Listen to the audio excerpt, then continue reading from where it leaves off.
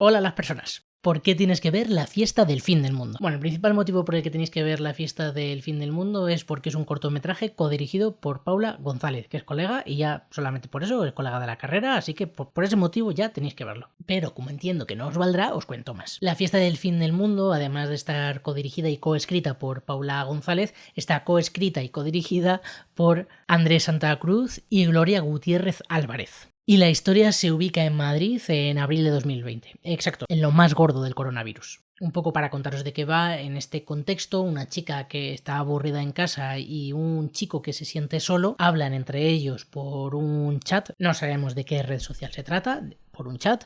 Y aunque no se conocen, sí que son capaces de imaginarse y de imaginarse en situaciones concretas con los textos que se envían. Tanto es así que durante estas conversaciones que mantienen van a iniciar un viaje, tanto en el tiempo como en el espacio, y van a ser capaces de, a través de la imaginación, por así decirlo, salir de sus habitaciones. Ocurre una cosa, o al menos a mí me ocurre con este tipo de historias ubicadas en la pandemia, que lo primero que pienso es qué pereza. Y creo que es algo que probablemente sea común ya a todos, ¿no? Que acabamos tan saturados de esas historias y de ese momento, ¿no? Ya simplemente, aunque no hayamos visto ni siquiera películas, acabamos saturados, ¿no? de todo aquello. Pero en el caso de La fiesta del fin del mundo, aunque está ubicada en este espacio-tiempo, ¿no? En España, en plena crisis de la COVID, no tienes esa sensación. No tienes esa sensación primero porque no se busca una estética que te lleve a recordar aquellos momentos. No se habla tampoco de forma directa, sobre todo al principio, de lo que es la crisis.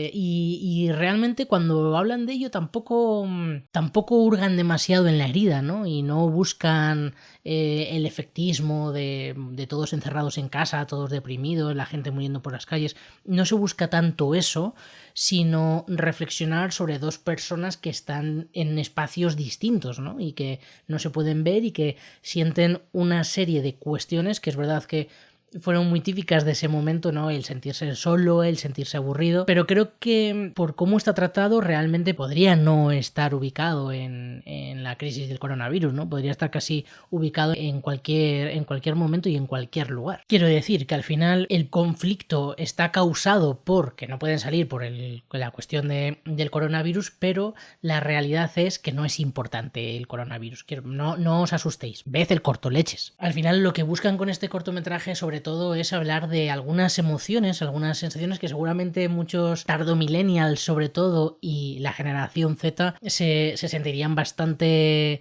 identificados, ¿no? Con estos personajes, porque en el fondo son cuestiones que te planteas con edades tempranas, ¿no? El me siento solo, ¿qué hago con mi vida? Un poco hay algo casi de estar madurando en esos personajes y seguramente que, bueno, pues muchos de generaciones millennial y Z se sientan identificados cuando vean el cortometraje. Y sobre todo porque ya digo, no creo que sea un sentimiento único y exclusivo del confinamiento. Al final se está dibujando a unos personajes con unos conflictos muy relacionados con el autoconocimiento y con las redes sociales de por medio, que es algo, por eso me refería tanto a estas generaciones, ¿no? Porque creo que son quienes más han encontrado a las redes sociales como un elemento a la hora de autoconocerse, de conocer a otras personas y demás, que en generaciones anteriores no es tan común, vaya. Y creo que además se construye una conversación entre estos dos personajes desde el chat este del que hablábamos que creo que es muy probable que muchos hayan tenido conversaciones similares durante la pandemia, incluso conocer a parejas, amigos, a gente, seguro que han tenido conversaciones así, pero también seguro que las hemos tenido fuera de la pandemia, en momentos en los que a lo mejor conoces a alguien que vive lejos de tu ciudad o incluso lejos de tu país y tienes conversaciones seguramente similares. ¿Y por qué tienes que ver La fiesta del fin del mundo? Bueno, el cortometraje tiene como dos partes que se van intercalando. Una es la conversación pura del chat. Lo que vemos es una pantalla en negro y texto escrito sobre un fondo negro. Y luego situaciones a las que nos trasladan los personajes y nos hacen evocar, ¿no? A mí lo que más me interesa sobre todo es esos momentos, sobre todo el inicio, con la pantalla en negro y texto escrito. resulta muy, de alguna forma, muy evocador y es una tontería, ¿no? Porque, ya digo, es fondo negro y texto escrito. Es algo muy sencillo, no es nada extraordinario realmente. Pero, sin embargo, tiene algo como muy... Hay como mucha verdad en esos textos. Hay algo que, por cierto, veo que ocurre mucho cuando en series, en películas, escriben adolescentes y lo escriben se mandan un WhatsApp o algo así, y que escriben perfecto, y escriben con puntos, con comas, No escribimos así en la realidad, nos equivocamos, acortamos palabras y no ponemos mayúsculas, este tipo de cosas, ¿no? Y creo que aquí, forzándolo a veces demasiado, es la forma que tienen de conseguir esa verdad, ¿no? Al final parece que estás como espiando la conversación de alguien. Me parece muy interesante, ¿no? Porque hace pensar cómo son esas personas, intentar comprenderles, de intentar comprender en qué punto están. De hecho, me ha pasado una cosa muy curiosa cuando estaba preparando este vídeo, y es que por un momento estaba pensando, ¿los textos van acompañados de una voz de fondo que va narrándolo, como una voz en off, o es solamente texto? Y ostras, no me acordaba, lo he visto ya un par de veces y no me acordaba porque yo en mi cabeza ya le he puesto un poco esas voces, ¿no? Y por un segundo he dicho, ¿hay voz o no hay voz? No hay voz, es puro texto. Lo que pasa es que tú lo construyes, me parece genial en ese sentido. Y esto es muy bonito porque en el fondo ellos no se conocen, ellos solamente se escriben y ellos tampoco conocen sus voces, nosotros no conocemos las suyas, ellos seguramente pues que en su cabeza se imaginan cómo es la voz del otro. Nosotros también nos imaginamos cómo son sus voces, cómo son físicamente, cómo construimos nosotros el corto, lo que no se ve, me parece genial. Y otra de las grandes genialidades del corto es el cómo manejan el espacio. Estamos hablando de un momento, está ubicado en la pandemia, un momento en el que el espacio nos es restringido a nosotros y sin embargo cómo retuercen el espacio en el cortometraje. Es muy interesante el jugar con esas limitaciones que teníamos, con esas limitaciones que tienen los propios personajes, que consiguen que sea muy, muy evocador. El cine cuando se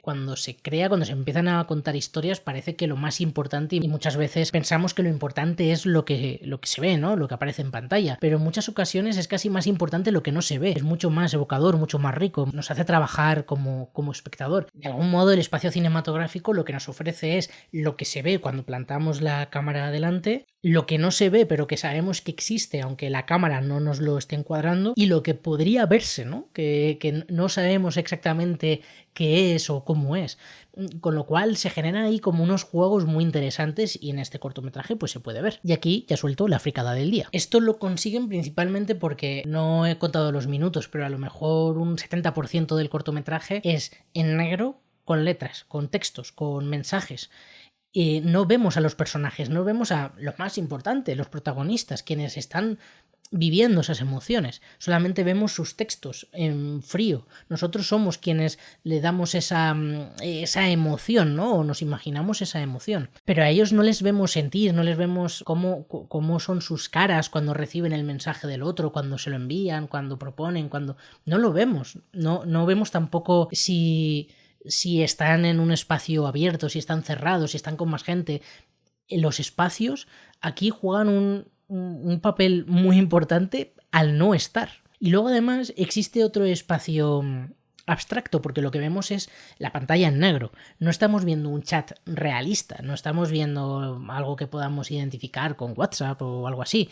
Lo que estamos viendo es negro, entonces ese chat se convierte casi en un espacio abstracto que nosotros mismos también creamos, ¿no? Y cuando sí que vemos imágenes definidas, que son momentos en los que los personajes nos trasladan a su imaginación, que dicen vamos a una discoteca y vemos a unos personajes bailando, realmente no sabemos si ese espacio existe, si ese espacio está en su recuerdo, si ese espacio lo están creando, si es una mezcla de la imaginación de ambos, si es de la imaginación de uno y hay un narrador que es el que nos lleva allí y el otro le acompaña. Vemos a gente bailando y parece como que nos los pueden identificar o podemos identificarles con algunos de ellos, pero tampoco levantan la mano y dicen hola, soy fulano. Con lo cual se genera de nuevo otro espacio abstracto que no sabemos muy bien en qué plano está, qué es exactamente eso. Al final, el análisis que podemos hacer de este cortometraje, que es una cosa muy pequeña, muy sencillita, es muy rico, y precisamente yo creo que también habla de eso el propio cortometraje, del poder, del poder evocar, ¿no? O el poder de la imaginación, simplemente con unos disparadores, ¿no? Que ya te hacen pensar en una cosa u otra. No sé, me parece muy interesante, y además cuentan una historia que a mí me apasiona, me fascina, y que invito a todo el mundo a investigar sobre ella. De hecho, tengo algún libro que habla en concreto sobre este momento histórico, que es la epidemia del baile de Estrasburgo, que es, bueno, un acontecimiento histórico súper extraño que mola muchísimo. Así que el cortometraje lo tiene todo. La fiesta del fin del mundo es un cortometraje de 2021 de Paula González García, de Gloria Gutiérrez Álvarez, de Andrés Santa Cruz, interpretado por Alejandra Kirke y Manuel Egozcue, que podéis encontrar en Filmin. Adiós a las personas.